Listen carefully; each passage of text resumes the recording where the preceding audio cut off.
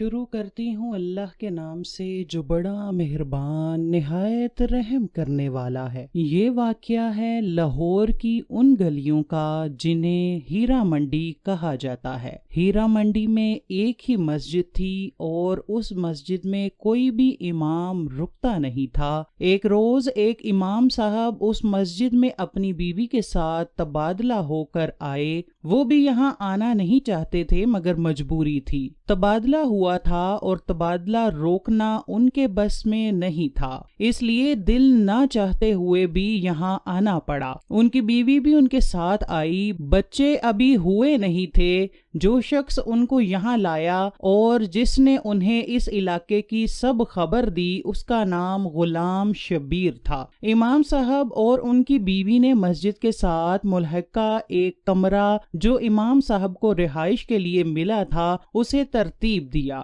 امام صاحب اور ان کی بیوی گھر کے کاموں اور جگہ بدلنے کی وجہ سے تھک چکے تھے۔ اتنے میں غلام شبیر نے دروازے پر دستک دی۔ وہ امام صاحب کے لیے کھانا لایا تھا۔ امام صاحب کھانا دیکھ کر بہت حیران ہوئے کہ ان کے لیے کھانا کس نے بھیج دیا۔ غلام شبیر نے بتایا کہ اس محلہ میں ایک نیک عورت رہتی ہے۔ جب کوئی بھی امام صاحب یا اس کی فیملی آتی ہے تو یہی عورت ان کے لیے کھانا بھیجتی ہے۔ باتوں باتوں میں امام صاحب نے غلام شبیر سے پوچھا کہ یہاں پہلے جو امام آئے تھے وہ کیوں چھوڑ گئے؟ غلام شبیر نے بتایا کہ چھوڑ کر نہیں گئے صاحب، بس حسن کے جال میں پھنس گئے تھے۔ آپ جانتے ہیں کہ یہاں حسن کی کوئی کمی نہیں، بس ایک عورت کو یہاں پسند کر بیٹھے۔ اس عورت کے اور بھی بہت چاہنے والے تھے۔ امام صاحب اس عورت کو یہاں سے بھگانا چاہتے تھے کہ مخبری ہو گئی۔ بس ریلوے اسٹیشن پر کسی نے امام صاحب کو گولی مار کر ہلاک کر دیا۔ یہ سن کر امام صاحب بہت ڈر گئے۔ غلام شبیر نے کہا کہ ڈرنے کی کوئی بات نہیں، بس آپ اپنے کام سے کام رکھیں تو کوئی آپ کو تنگ نہیں کرے گا۔ غلام شبیر روز اس عورت کا بھیجا ہوا کھانا لے آتا۔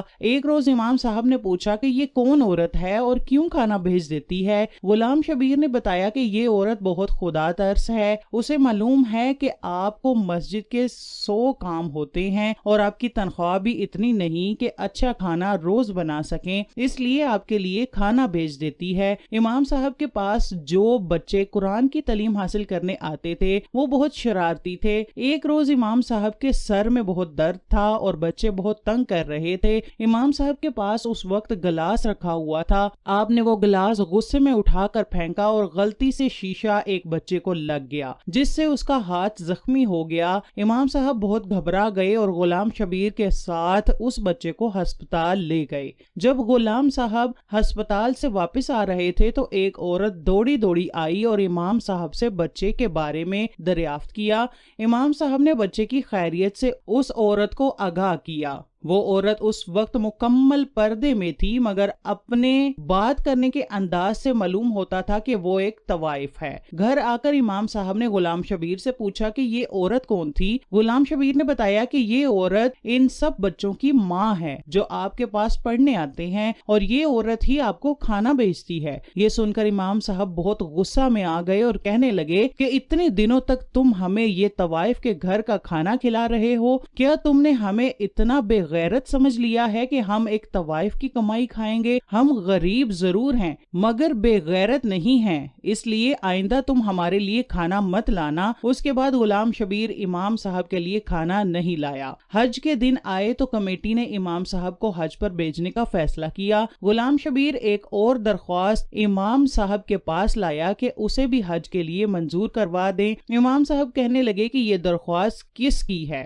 غلام شبیر نے بتایا کہ یہ اسی کی درخواست ہے جو آپ کو کھانا بھیجتی ہے۔ امام صاحب یہ سن کر طنزیہ ہنسنے لگے اور کہنے لگے کہ اب طوائف بھی اللہ کے گھر جائیں گی۔ غلام شبیر کو امام صاحب کی یہ بات اچھی نہ لگی۔ اس نے کہا کہ یہ تو اللہ کا فیصلہ ہے، وہ جسے چاہے اپنے گھر بلا لے۔ طوائف بھی اللہ کو مانتی ہے اور اللہ کی مخلوق ہے۔ امام صاحب نے غلام شبیر کی بات پر زیادہ دھیان نہیں دیا۔ کچھ عرصہ بعد امام صاحب اپنی بیوی کے ساتھ حج پر روانہ ہو ہو گئے۔ حج کے دوران بہت رش تھا، امام صاحب بہت تھک گئے تھے اور اپنی بیوی کا ہاتھ تھامے چل رہے تھے کہ اچانک ایک مقام پر انہیں دھکا لگا اور ایسا ہوا کہ امام صاحب کا ہاتھ اپنی بیوی کے ہاتھ سے چھوٹ گیا اور امام صاحب دور جا گرے۔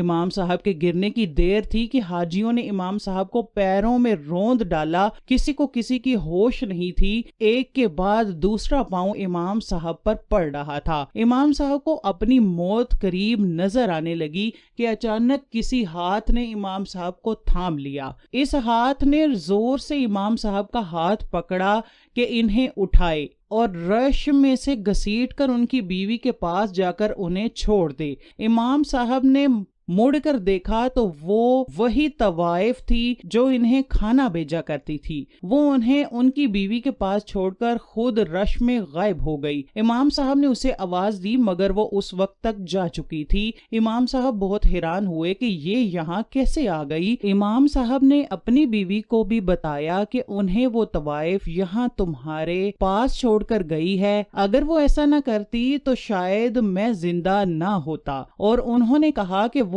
واپس جا کر اس طوائف کا شکریہ ضرور ادا کریں گے۔ جب امام صاحب اور ان کی بیوی حج سے واپس آئے تو امام صاحب نے غلام شبیر کو بلایا اور اسے تمام بات بتائی اور کہا کہ وہ اس طوائف کا شکریہ ادا کرنا چاہتے ہیں۔ غلام شبیر بہت حیران ہوا اور اس نے امام صاحب کو بتایا کہ وہ طوائف تو حج پر گئی ہی نہیں، جانے سے پہلے ہی اس کے گھر میں چوری ہو گئی تھی، چور سب سامان بھی لے گئے اور جاتے ہوئے اسے گولی بھی مار گئی، جس سے وہ موقع پر ہی جاں بحق ہو گئی۔ امام صاحب کو اس بات پر یقین نہیں آیا۔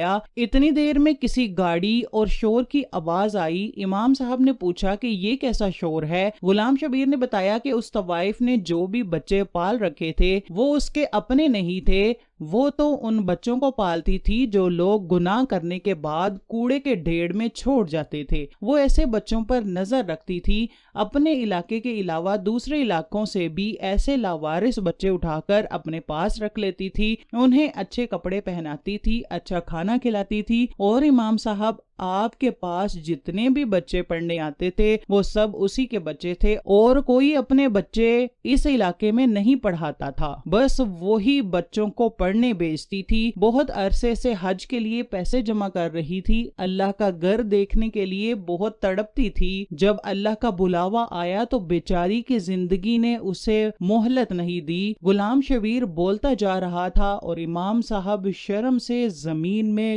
گڑتے جا رہے تھے۔ انہوں نے اسے اتنا غلط سمجھا اور انجانے میں اسے کتنی باتیں سنا دی۔ سچ ہے کہ بدگمانی بہت بڑا گناہ ہے۔ غلام شبیر نے بتایا کہ اب اس طوائف کے بعد ان معصوم بچوں کو رکھنے والا کوئی نہیں، اس لیے اہل محلہ نے عیدی والوں کو بلایا، اب وہ ان بچوں کو لے جائیں گے۔ امام صاحب نے غلام شبیر کو روکا اور کہا کہ کوئی بھی بچہ کہیں نہیں جائے گا، یہ سب بچے میرے ہیں اور آج سے یہ میرے پاس رہیں گے۔ غلام شبیر کی آنکھوں میں سے آنسو تھے اور امام صاحب کی آنکھوں میں امید کہ شاید ان کا یہ عمل اس بدگمانی کا کفارہ بن جائے۔